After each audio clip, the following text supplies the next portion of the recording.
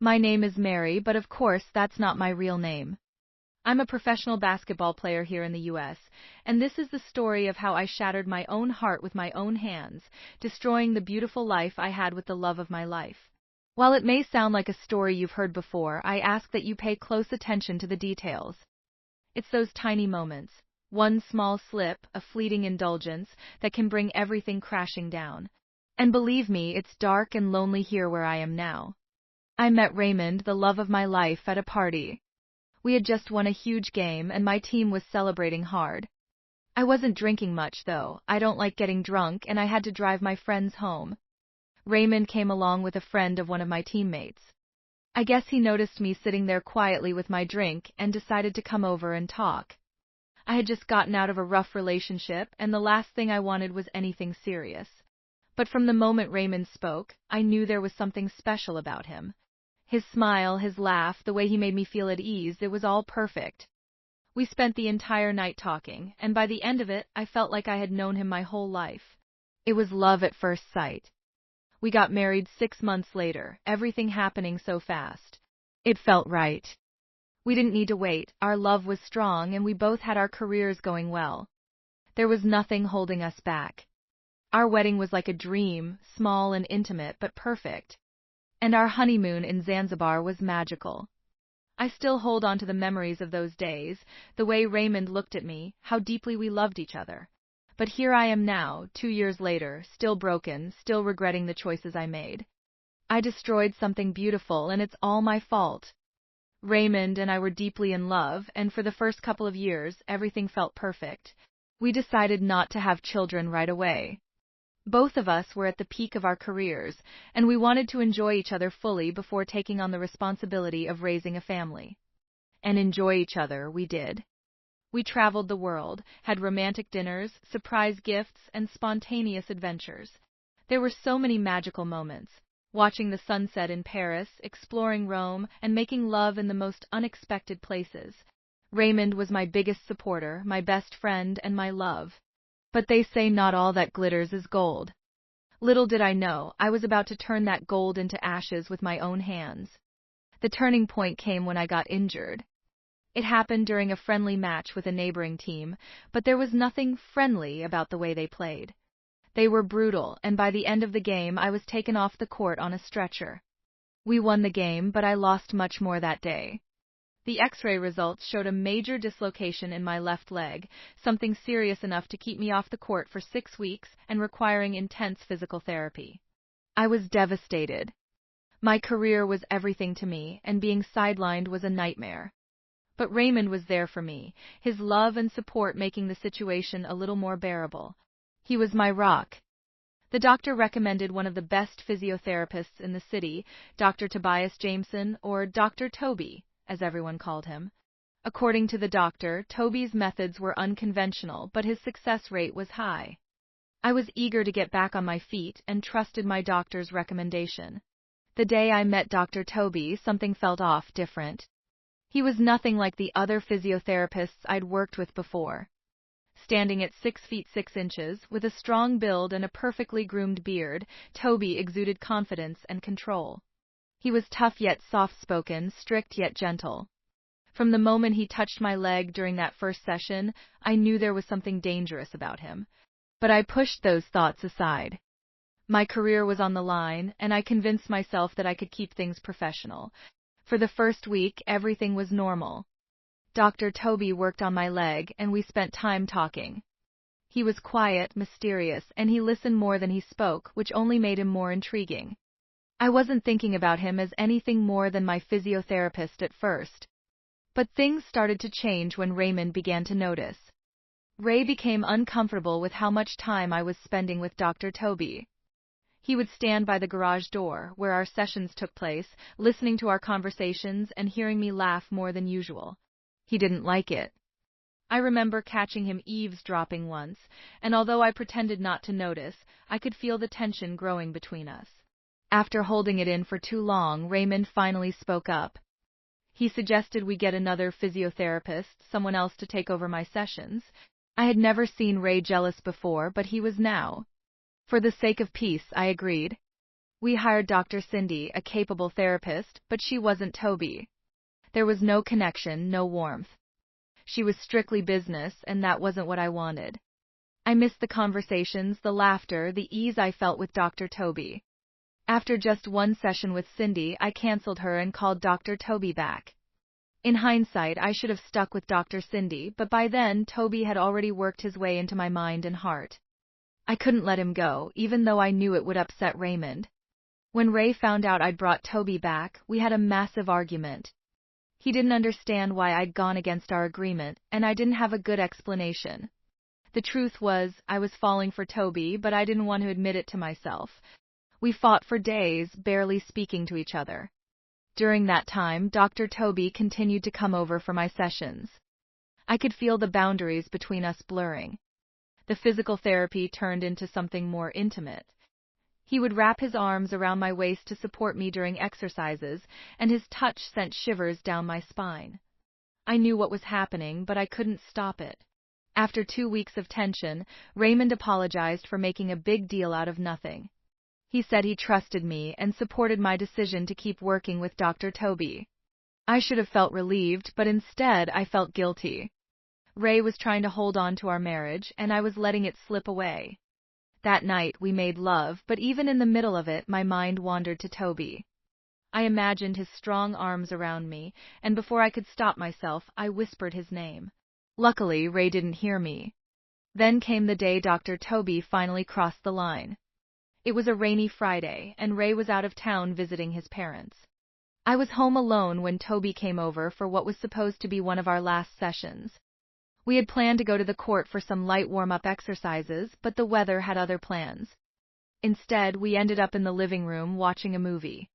I had my legs resting on his lap, and before long he was massaging my feet.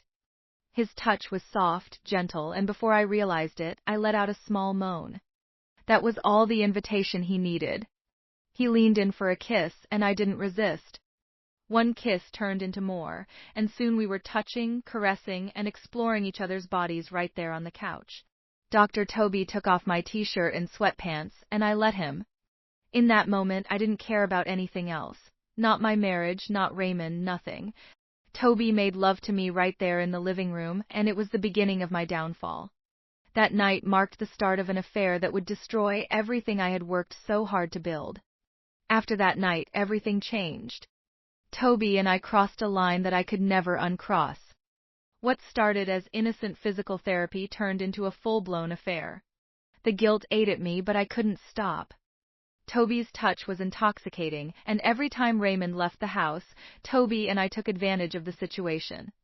We made love in the garage, in the guest room, even on the couch where it all started. The thrill, the secrecy, it consumed me, and I lost sight of everything else. Raymond was still in the dark, trusting me completely. He thought we had worked through our issues, and that I was committed to making our marriage stronger.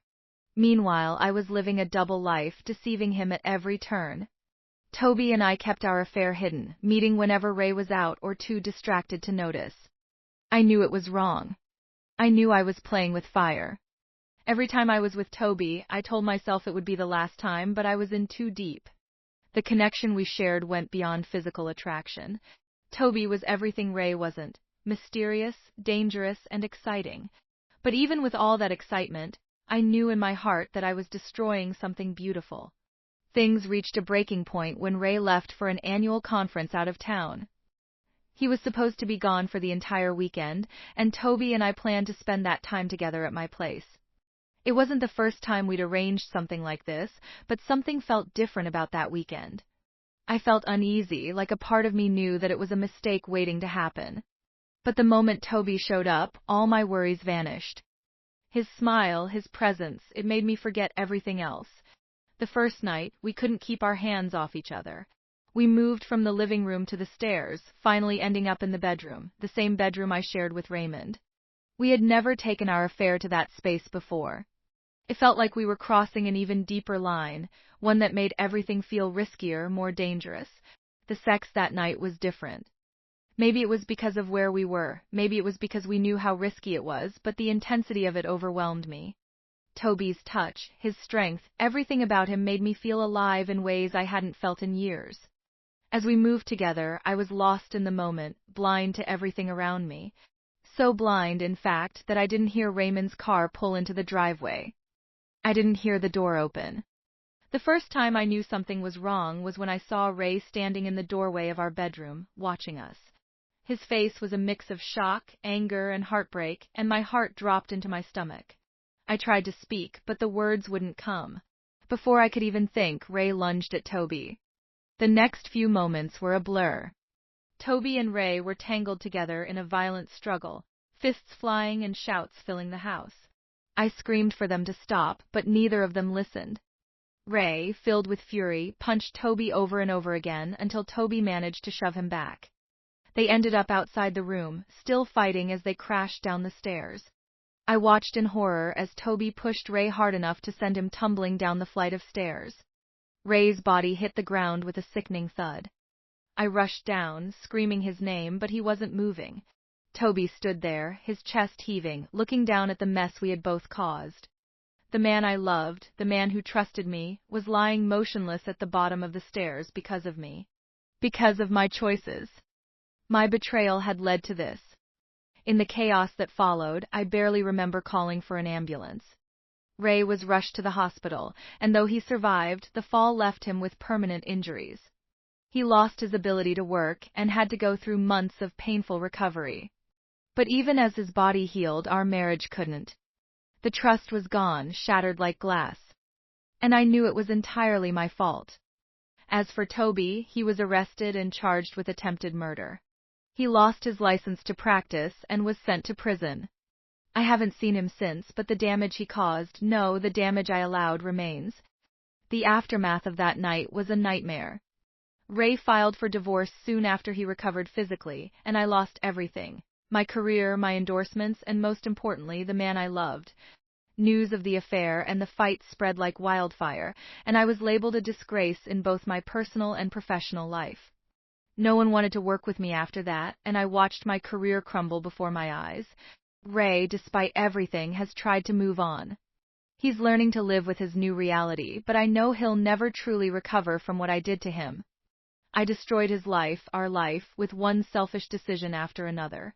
And now I'm left with nothing but regret.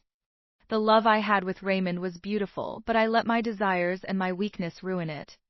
I turned something pure into something ugly, and there's no way to fix it now. If I could go back and change things, I would. But life doesn't give us that chance. Now I'm left living with the consequences of my actions. I destroyed my marriage, my career, and the trust of the man who loved me unconditionally. Raymond is gone from my life, and there's no way to undo the damage I caused. I lost everything because of one selfish affair, and there isn't a day that goes by where I don't regret it.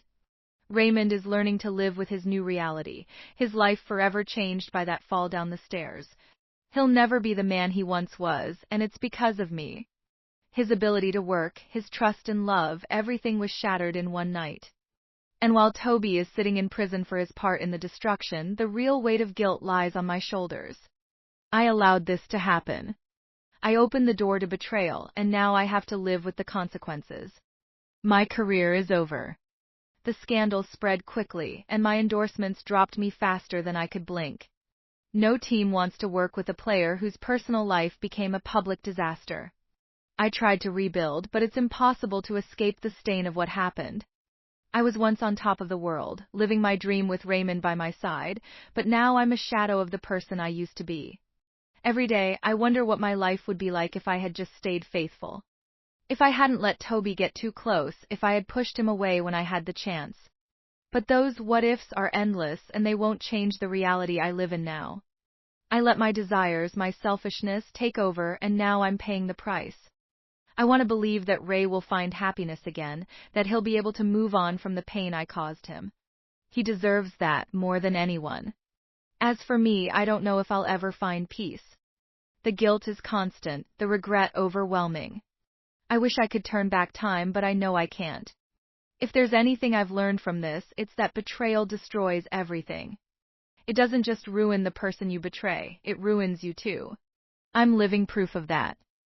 My life, my love, my career, it's all gone because I couldn't control myself. And now, I have to live with that for the rest of my life. If you found this story thought-provoking, or if you want to hear more real-life stories about the consequences of betrayal and heartbreak, check out my YouTube channel. Click on the video now to hear more.